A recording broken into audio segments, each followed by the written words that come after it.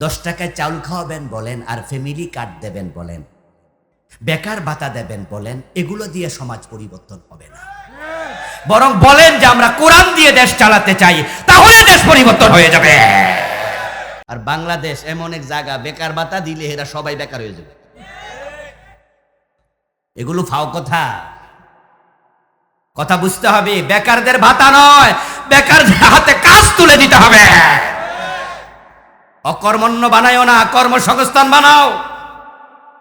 এই দেশের মানুষও আগামাতা নাই বুঝি, বেকার ভাতা শূন্য মুস্কি আসি, দেখো মাশাআল্লাহ, বাড়িত বইয়া বইয়া খাম। আরে ভাই, বাড়িত বইয়া বইয়া খাইলে তো রাজার ধন কুলাবে না, ঠিক না? তোমার দেশে খনিজ পদার্থ কি আছে? স্বর্ণের খনি কয়টা আছে? রূপার খনি কয়টা আছে? তামার খনি কয়টা আছে? কোত্থেকে তুমি বেকার ভাতা দিবা? কোথায় টাকা? ব্যাংকে তো খালি। দলের কাছে বিবেক বন্ধক দিও না। উল্টা পাল্টা করলে দলের নেতারে বলবা এসব কি কননি আপ। যে দেশের ব্যাংকে 10 লাখ টাকার চেক দিলে টাকা দিতে পারে না, ব্যাংকে চেক ফিরে দেয়, তুমি কোথায় টাকা দিবা? আবার আপনারাও আছেন, খুশি হয়ে যান, মাশাআল্লাহ, দিব রে দিব, দিব একটা বড় গোলালু। কোত্থেকে দেবে? এই জন্য কাজ দেও, কাজ। আমরা কাজ করে খেতে চাই, বেকার ভাতা চাই না, ঠিক না? বেকার ভাতার ভিক্ষা এক জিনিস। কোরআন ছাড়া দুর্নীতি মুক্ত দেশ বানানো যাবে না। পারবেন না, পারবেন না। শোনেন প্রিয় ভাই, 10 টাকায় চাউল খাওয়াবেন বলেন আর ফ্যামিলি কার্ড দেবেন বলেন, বেকার ভাতা দেবেন বলেন, এগুলো দিয়ে সমাজ পরিবর্তন হবে না। বরং বলেন যে আমরা কোরআন দিয়ে দেশ চালাতে চাই, তাহলে দেশ পরিবর্তন হয়ে যাবে। কাম টু দ্য পয়েন্ট, জায়গা মতো আসেন। যেই দেশের টাকা বিদেশে পাচার হয়, যেই দোকানের ক্যাশ থেকে দোকানের কর্মচারী মাঝে মাঝে চুরি করে, ওই দোকানে বরকত হবে না। এই জন্য দোকানদার দোকানের ক্যাশ নিয়ন্ত্রণ করা লাগে। দোকানে কর্মচারী থাকে না? হ্যাঁ না কয় না কেন লোকেরা? কর্মচারী থাকে। ক্যাশের চাবিটা আপনার কাছে রাখেন, ক্যাশের চাবি নিয়ন্ত্রণ করেন। না হয় যদি ক্যাশের চাবি নিয়ন্ত্রণে না থাকে, আপনার কর্মচারীরা মাঝে মাঝে ক্যাশ থেকে 500 টাকার নোট পকেটে ঢুকায়, 1000 টাকার নোট প্যান্টের পকেটে ঢুকায়, এই দোকানে বরকত থাকে না। যেই দেশের মন্ত্রীরা চুরি করে, এমপিরা চুরি করে, রাষ্ট্রের প্রধানমন্ত্রী কন্ট্রোল করে না, ওই দেশে 10 টাকাও চাল হবে না, ফ্যামিলি কার্ড দিয়েও হবে না, ওই দেশে বরকত থাকবে না, থাকবে না, থাকবে না, কোনোটাই হবে না। আর বাংলাদেশ এমন এক জায়গা, বেকার ভাতা দিলে এরা সবাই বেকার হয়ে যাবে। এগুলো ফাও কথা, কথা বুঝতে হবে। বেকারদের ভাতা নয়, বেকারদের হাতে কাজ তুলে দিতে হবে। অকর্মণ্য বানায়ও না, কর্মসংস্থান বানাও। এই দেশের মানুষও আগামাতা নাই বুঝি, বেকার ভাতা শূন্য মুস্কি আসি, দেখো মাশাআল্লাহ, বাড়িত বইয়া বইয়া খাম। আরে ভাই, বাড়িত বইয়া বইয়া খাইলে তো রাজার ধন কুলাবে না, ঠিক না? তোমার দেশে খনিজ পদার্থ কি আছে? স্বর্ণের খনি কয়টা আছে? রূপার খনি কয়টা আছে? তামার খনি কয়টা আছে? কোত্থেকে তুমি বেকার ভাতা দিবা? কোথায় টাকা? ব্যাংকে তো খালি। বুঝতে হবে, বুঝতে হবে। বিবেক বন্ধক দিও না, দলের কাছে বিবেক বন্ধক দিও না। উল্টা পাল্টা করলে দলের নেতারে বলবা এসব কি কননি আপ। যে দেশের ব্যাংকে 10 লাখ টাকার চেক দিলে টাকা দিতে পারে না, ব্যাংকে চেক ফিরে দেয়, তুমি কোথায় টাকা দিবা? আবার আপনারাও আছেন, খুশি হয়ে যান, মাশাআল্লাহ, দিব রে দিব, দিব একটা বড় গোলালু। কোত্থেকে দেবে? এই জন্য কাজ দেও, কাজ।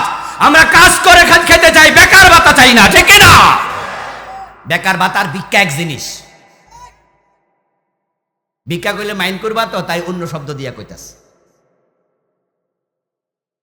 দোস্ত বলেছি, দোকানে যদি কর্মচারীরা চুরি করে বরকত থাকে না। এই দেশটাকে চেঞ্জ করতে হলে যারা নেতা হবে, মূল নেতা, তারা শক্ত হওয়া লাগবে। চুরি করলে হাত কাটা শুরু হোক, মন্ত্রী চুরি করলে মন্ত্রীর হাত কেটে দেওয়া হবে।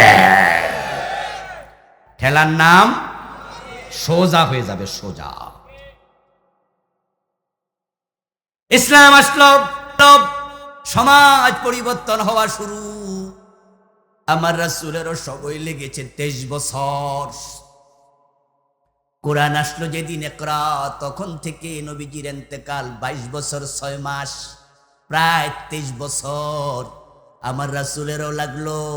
আমরা বাংলাদেশে যদি আস্তে আস্তে শুরু করি, শুরু হলে শেষ হবে, কিন্তু শুরুটা তো করা লাগবে। পুরো দেশ একদিনে চেঞ্জ হয়ে যাবে না, তবে পরিবার চেঞ্জ হোক। পরিবার থেকে গ্রাম, বাড়ি, বাড়ি থেকে গ্রাম, গ্রাম থেকে উপজেলা, উপজেলা হয়ে জেলা, জেলাগুলো মিলে বাংলাদেশ। আমরা শুরু করতে চাই প্রত্যেকে নিজের ঘর থেকে। রাজি আছেন না নাই? শহরের দিকে, দেশের দিকে তাকায় থাকা দরকার নাই। আপনি শুরু করুন। আপনাদের পরিবারে কোরআন ঢুকায় দেন। সিদ্ধান্ত নেন প্রতি পরিবারে একরা ঢুকে যাবে, কোরআন ঢুকবে। কোরআন যখন আসছে, জাহেলিয়াত দূর হয়েছে। যেই দেশে কোরআন নাই সে দেশে এখনো জাহেলিয়াত আছে। আমেরিকা, ইউরোপ, জার্মানি, পৃথিবীর সেরা দেশ জাপান। শৃঙ্খলার দিক থেকে পৃথিবীর 10টা কান্ট্রির নাম যদি বলেন, 10টা কান্ট্রি, তার মাঝে জাপান একটা। সুশৃঙ্খল জাতি, সভ্য জাতি, পরিচ্ছন্ন জাতি। গত সেপ্টেম্বরের 29-30 দুদিন আমার জাপান সফর ছিল। আমি তাদেরকে নিজের চোখে গিয়ে দেখে এসেছি, বাস্তবেও তাই। এত পরিচ্ছন্ন জাতি। আমি হিরোশিমায় গিয়েছিলাম, টোকিও থেকে 1000 কিলোমিটারের বেশি পথ। জাপানের রাস্তাঘাটে আমি ময়লা দূরের কথা, একটা কাগজের টুকরো দেখি নাই, এত পরিচ্ছন্ন। কিন্তু আমি সেখানেও জাহালাত দেখেছি। গত অগাস্টে 3 দিনের সফর ছিল, আমেরিকায় কনফারেন্স ছিল। এর আগেও 3 বার গিয়েছি, 4 বার আমার কনফারেন্স ছিল। আমি আমেরিকাতে জাহালাত দেখেছি। ভালো গুণ অনেক, কিন্তু জাহালাতের অভাব নাই। আমেরিকাতে এমন পরিবার আছে যাদের পরিবারের সন্তানরা কেউ মা বাবার খোঁজ নেয় না। 18 বছর বয়স, সন্তান বেরিয়ে যায় পরিবার থেকে। একটা দেশে, একটা জায়গায় আমি 10 দিন ছিলাম একবার এক সফরে। পাশে ছিল একটা বিশাল 3 তলা বাড়ি। আমাকে বাংলাদেশি এক ভাই, পাশে যার বাসায় ছিলাম, উনি বললেন যে হুজুর, এই বাড়িতে একজন মানুষ থাকেন। আমি বললাম এত বিশাল বাড়ি একজন? বলল উনার সন্তানরা তো 18 বছর পার হয়েছে আর মা বাবা রেখে চলে গেছে। উনার স্ত্রী কিছুদিন আগে মারা গেছে। এখন উনি একা থাকেন, বয়স 70-এর বেশি। সাথে তার সঙ্গী মাত্র একটা কুকুর। আমি জিজ্ঞাসা করলাম রান্না করে কে? বলে এই দেশে তো পাকশি, কুক পাওয়া যায় না। এদেশে কোনো মহিলা, কাজের মহিলা পাওয়া যায় না। নিজের রান্না নিজে করে খায়। যদি মরে যায় লোকটা একা একা, হয়তো ঘরের দরজা খোলার লোক থাকবে না। এটার নাম কি শান্তির জীবন? আর আমার ইসলাম, আমার কোরআন শিখাবে ওয়াকফিদ লাহুমা জানাহাজ যুল্লি মিনার রাহমা। তোমার মা বাবা যখন বুড়া হবে, তখন তোমাদের ভালোবাসার হাত তাদের দিকে স্পেশালি বাড়াইয়া দিও। ওয়ালা তাকুল লাহুমা উফ। তোমার মা বাবার দিকে তাকাইয়া কখনো বিরক্ত হইয়া উফ শব্দ বলো না। ওয়াকুল লাহুমা কাওলান কারীমা। কোরআন শিখাইলে আপনার সন্তান কোরআন থেকে জানবে। আমার আল্লাহ শিখায়, মা বাবা বুড়া হইলে তাদের সাথে আরো ব্যবহার উত্তম করতে থাকবে। কারণ মানুষ যখন বুড়া হয় তখন তাদের বুঝ কমতে থাকে। ছোট বাচ্চার সাথে যেমন আমরা খুব ভালোবাসার আচরণ করি, মা বাবা বুড়া হলে আল্লাহ কয় তাদের সাথে আরো বেশি ভালোবাসার আচরণ করো। যদি আপনার সন্তানকে কোরআন শিখান, কোরআন মানতে বুঝান, তাহলে আপনার সন্তান বুড়া হইলে আপনাকে রেখে যাবে না, বরং আপনাকে আরো কোলে আগলাইয়া রাখবে।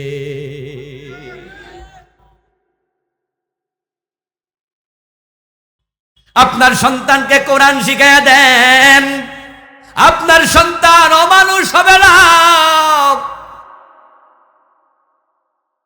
কিন্তু আজকে এমএ পাস বানায়, বিএ পাস বানায়, আইএ পাস বানায়, ডাক্তার বানায়, ইঞ্জিনিয়ার বানায়, বাবার জানাজার নামাজের তৃতীয় তাকবীরের পরে যে দোয়া আছে, আল্লাহুম্মা গফিরলি হাইয়িনা ওয়া মাইয়িতিনা, এমএ পাস ছেলে দোয়াটাও জানে না, এমনও আছে না নাই? কত ডাক্তার, ইঞ্জিনিয়ার, অফিসার আছে নামাজের আরকান আহকাম 13টা ফরজও জানে না। বরং বাবার জানাজার নামাজে এসে বলে, হুজুর একটু নিয়মটা কইয়া দেন, নিয়তটা শিখাইয়া দেন। হুজুর মাইক হাতে নিয়ে ঘোষণা দে, 4 তাকবীরের সাথে ফরজে কিফায়া জানাজার নামাজ, এই ইমামের পিছনে নিয়ত করলাম আল্লাহু আকবার, এই হলো নিয়ত। এবার 4 তাকবীরে জানাজার নামাজটা পড়েন। অতটুকু বলে হুজুর কয় আল্লাহু আকবার। যে বেডা নিয়ত শিখছে এখন দোয়া শিখবে কখন? এখন নিয়ত বাইন্ধাই খাড়াই থাই, কি দোয়া পড়বে আর জানেই না। কত হতভাগা বাবা, সন্তান শিক্ষিত বানাইলা, জানাজার নামাজের নিয়মটাও শিখাইলা না। অথচ তোমার জানাজার নামাজের ইমাম যদি তোমার নিজের ছেলে হতো, হুজুর যে দোয়া করে ওই দোয়া আসে মুখ দিয়া। আর যদি বাবার জানাজা, মায়ের জানাজা সন্তান নিজে পড়তো, দোয়াগুলো কলিজার ভিতর দিয়া বের হতো। ওই দোয়ার সাথে চোখের পানি মিশে যেত।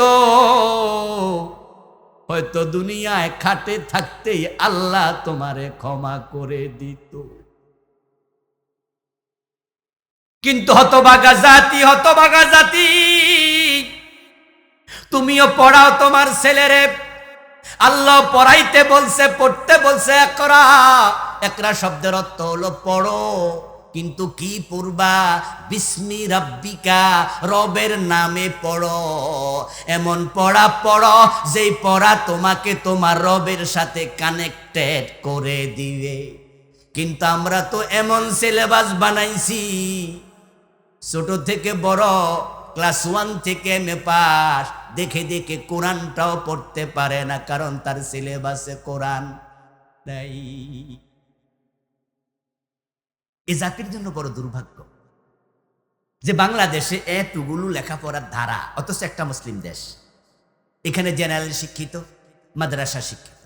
জেনারেল শিক্ষার ধারা দুটি, একটি হচ্ছে ইংলিশ মিডিয়াম আর একটা হচ্ছে বাংলা মিডিয়াম।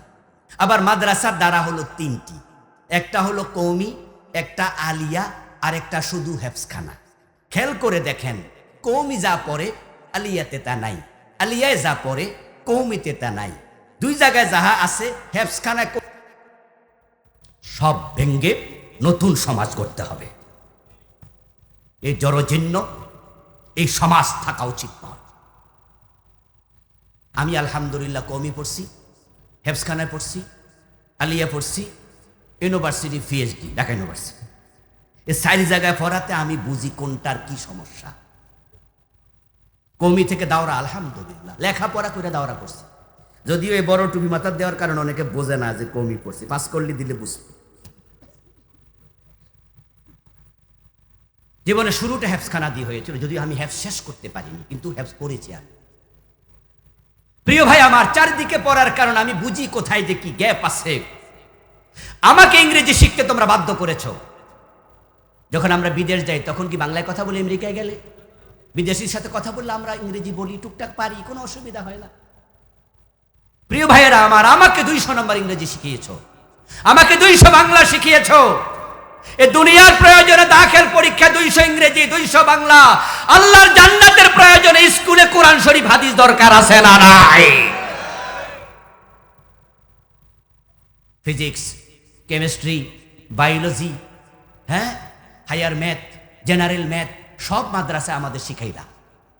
আমাদের ছেলেরা যারা বিজ্ঞানে পড়ে তারা ফিজিক্স পড়ে, কেমিস্ট্রি পড়ে, বায়োলজি পড়ে, হায়ার ম্যাথ পড়ে, জেনারেল ম্যাথ পড়ে, 200 ইংরেজি পড়ে, 200 বাংলা পড়ে, এখানে সব আছে, কম্পিউটার সায়েন্স পড়ে। আমরা সাথে আবার কোরআন হাদিস পড়ি। ঠিক স্কুলে যদি কোরআন ঢুকিয়ে দাও, হাদিস ঢুকিয়ে দাও, বাকি সব ঠিক আছে, থাকুক, কোনো আপত্তি নাই। কোরআন হাদিস পড়ার কারণে ঘরে ঘরে বাবার জানাজার নামাজের ইমামতি করার ইমাম তৈরি হয়ে যাবে। আপনার ডাক্তার ছেলে আপনার জানাজার নামাজের ইমাম, কারণ তার সিলেবাসে কোরআন আছে, হাদিস আছে। আপনার ইঞ্জিনিয়ার ছেলে আপনার জানাজার নামাজের ইমাম হবে, কারণ তার সিলেবাসে কোরআন হাদিস আছে। যদি ঘরে ঘরে কোরআন পড়ার লোক তৈরি হয়ে যায়, হাদিস পড়ার লোক তৈরি হয়ে যায়, তাহলে ঘরে ঘরে ভালো মানুষ তৈরি হবে। তখন অফিসিয়াল সিসি ক্যামেরা দিয়া ঘোষ বন্ধ করা লাগবে না। আল্লাহর কোরআনের ভয়, আল্লাহর ভয় কলমে ঢুকিয়ে দাও, ইচ্ছা করে ঘোষ খাবে না, ভালো মানুষ তৈরি হবে। এই মাদ্রাসা কোরআনের মাদ্রাসা, একসাথে সব হবে। ইংরেজিও শিখবে, বাংলাও শিখবে, আরবিও শিখবে। আমরা যে মাদ্রাসায় পড়েছি, আপনাদের কি মনে হয় আমরা কি ঠকেছি? তাকান না আমাদের দিকে, তাকান, আমরা কি ঠকেছি? আমাদেরকে আল্লাহ কি দুনিয়ায় টাকা পয়সা দেয় নাই, ইজ্জত সম্মান দেয় নাই? তা আপনার আখেরাতে আবার জান্নাত ইনশাআল্লাহ, ইনশাআল্লাহ, ইনশাআল্লাহ। আমার বাবার জানাজার নামাজের ইমাম আমি হয়েছিলাম, ইনশাআল্লাহ আমার মা বেঁচে আছে। আমার মাকে যদি জিজ্ঞাসা করা হয় আমার পিছনে যে তোমার সন্তানদের মাঝে তোমার সবচেয়ে খোঁজ খবর কে বেশি রাখে, আমি আল্লাহর কসম করে বলবো আমার মা, আমার নামটাই বলবো। কারণ আমার কোরআন আমাকে শিখিয়েছে, আমার হাদিস আমাকে শিখিয়েছে যে আমাকে আল্লাহর পরে সবচেয়ে বেশি গুরুত্ব দিতে হবে আমার মা এবং বাবা। আমার মায়ের গুরুত্ব আল্লাহর পরে আমার কাছে সবচেয়ে বেশি। আমার স্ত্রী, আমার সন্তান, সবার উপরে আমার মা। যেই কোনো প্রয়োজনে সবার আগে আমার মা, আমার বাবা। আমার বাবা নেই, চলে গেছেন তিনি। প্রিয় ভাই আমার, দুনিয়ায় ঠকাবে না আল্লাহ, আখিরাতেও ঠকাবে না। এই জন্য কোরআনওয়ালা হও, কোরআনওয়ালা হও, কোরআনওয়ালা হও। কিন্তু আমরা তো উল্টা চলছি। ইংরেজ পণ্ডিত স্ট্যানলে হাল এই জন্য তিনি বলেছিলেন, if you teach your children 3 hours and you leave 4th hour, you will be get 5th hour, that is rascality. তোমার সন্তানকে তুমি 3টা আর শিখাবে, রিডিং, রাইটিং অ্যান্ড অ্যারিথমেটিক। কিন্তু 4 নাম্বার আর রিলিজিয়ন, ধর্ম, তুমি এটা শিখালে না।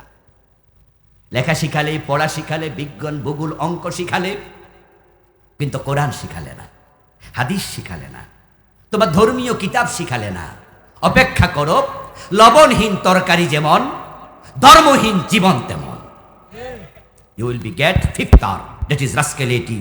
কোরআন হাদিস ইসলাম সম্পর্কে না শিখে তোমার সন্তান যত বড় শিক্ষিত হবে, দিন বিমুখ শিক্ষিত হয়ে বড় হবে, বড় মানুষ নয়, বড় বদমাশ হবে।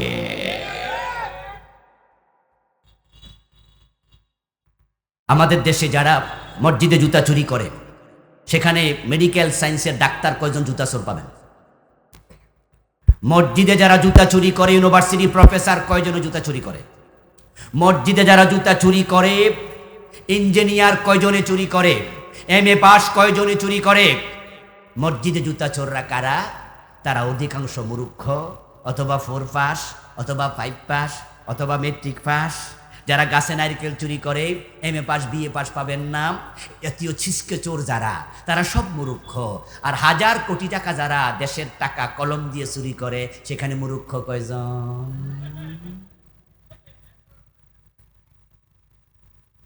তাহলে ছোট চোর শিক্ষিত না, মূর্খ। বড় চোররা সবাই। এই জন্য স্ট্যানলে হাল বলেছিল, কোরআন হাদিস না শিখাইয়া, ধর্ম না শিখাইয়া, লেখাপড়া শিখাইও না, হে বড় বদমাইশ হবে। কথা ভুল বলেছে না ঠিক বলেছে? ভারতের সাবেক প্রেসিডেন্ট APJ আব্দুল কালাম, নাম শুনেছেন? তিনি পরমাণু বিজ্ঞানী। APJ আব্দুল কালাম অনেক ভালো ভালো কথা তিনি বলেছেন, যদিও তার সকল কথার সাথে আমি একমত নই। তিনি প্র্যাকটিসিং মুসলিমও না। তার একটি কথা ভালো লাগলো, আজকে দেখলাম একটি উদ্ধৃতি তার। উনি বলেছেন যে 100 টাকা চুরি করলে আমরা তাকে গাছের সাথে বেঁধে ফিটাই, আর যারা 100 কোটি টাকা চুরি করে ওদেরকে স্যার বলে সালাম দিই। এই হলো আমাদের চরিত্র। যে 100 টাকা চুরি করে, 1000 টাকা চুরি করে, হেরে আমরা মাইর দেই। আর যারা 100 কোটি, 1000 কোটি টাকা চুরি করে, এক একটার ফেত এত মোটা, এদিকে আমরা ধরে MP আর মন্ত্রী বানায়া দেই। ভালো সন্তান চান, ভালো মানুষ চান, কোরআন শিখান। ইকরা বিসমি রাব্বিকাল্লাযী খালাক, রবের নামে পড়ো, রবের নামে। যে পড়ায় রব নাই, যে পড়া আল্লাহ নাই, যে পড়া মানুষকে আল্লাহ পর্যন্ত নেয় না, ওটার নাম শিক্ষা নাও, শিক্ষা নাও, শিক্ষা নাও। আমি হুজুর মানুষ তো, আমার কথা বলবেন যে আপনি তো কইবেন ইসলামের পক্ষে, কোরআনের পক্ষে, আপনার কামে তো এইটা। কিন্তু আমি যদি বলি ডক্টর মোহাম্মদ শহীদুল্লাহর কথা, উনি তো 18 ভাষায় পণ্ডিত ছিলেন। উনি তো আমার মতো মাদ্রাসায় পড়ুয়া মৌলবী ছিলেন না। উনার পিএইচডি কিসের উপরে খবর নেন? 18 ভাষায় শিক্ষিত নয়, 18 ভাষায় পণ্ডিত।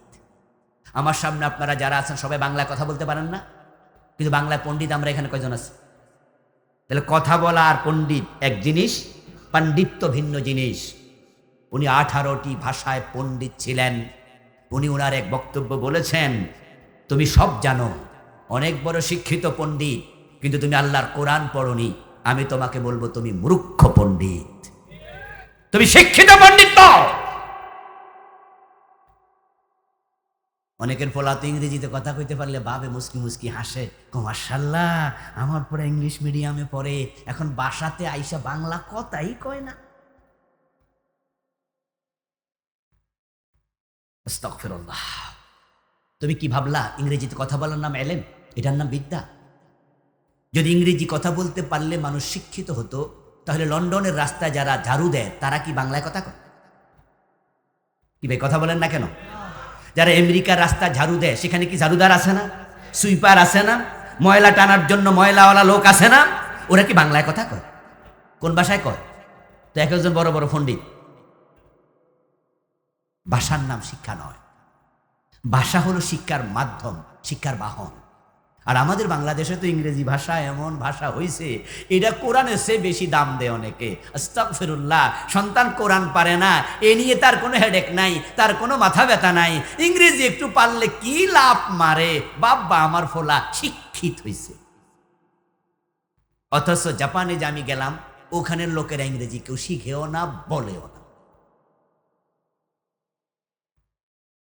শুধু এয়ারপোর্টে আমি ইংরেজি বলার একজন দুজন লোক পেয়েছি, কারণ তারা আবার ইংরেজি না বললে ডিলিংস হবে না। কিন্তু এয়ারপোর্টের বাহিরে আমি জিজ্ঞাসা করলাম, আমাদের ভাইয়েরা, বাংলাদেশি ভাইয়েরা আমাকে যারা গাইড করেছে, আমাকে মেহমানদারি করিয়েছে, তারা বললো যে দেখবেন রাস্তাঘাটে কেউ ইংরেজি বলে না, আপনি ইংরেজি বললে তারা যদি জানেও ইংরেজিতে উত্তরও দেবে না, সে ওর ভাষা দিয়ে বলবে। আমি বললাম কেন? কারণ কি? কয় ওরা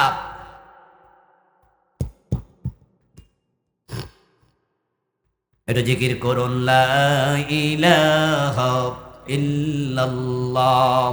এই তাড়াতাড়ি করো, উঠবেন না প্লিজ।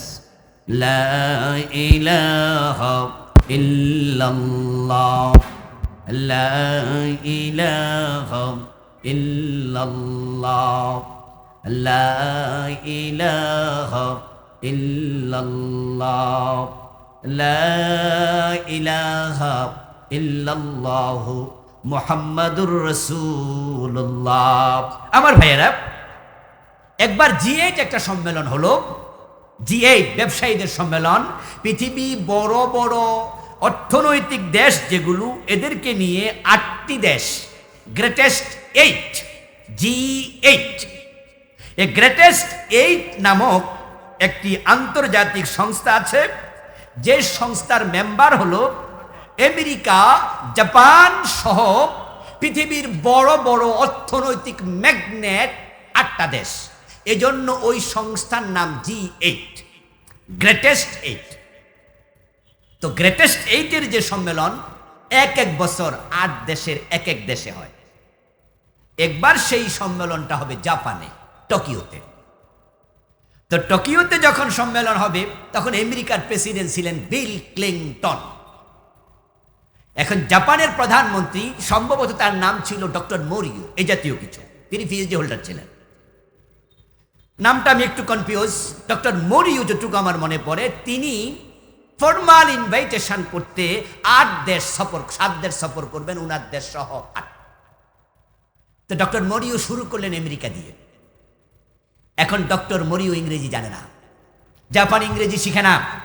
তারা বলে আমার দেশের ভাষা না কইয়া আমি আমেরিকা কমু কেন? আমেরিকা কোন কইতে ভাষা শিখতে হবে?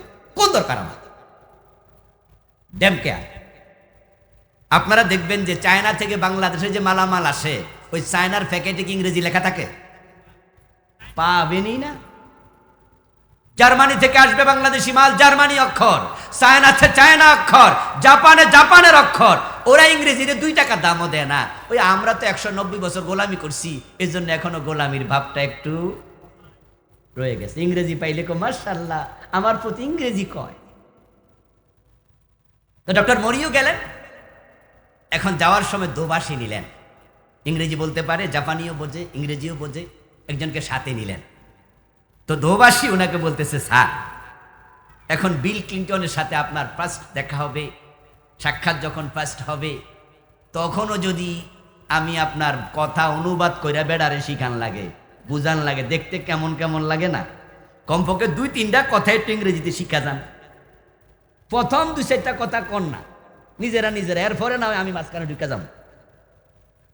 তো কয় যে শিখাই দাও। ফার্স্ট দেখা হইলো তো জিজ্ঞেস করবেন হাউ আর ইউ, ঠিক না? কি হ্যাঁ, how are you, how are you অর্থ কি? হ্যান্ডশেক করবেন, করে বলবেন হাউ আর ইউ, তাহলে নিশ্চয় উনি বলবে I am fine and you. তখন আপনি বলবেন আই এম অলসো।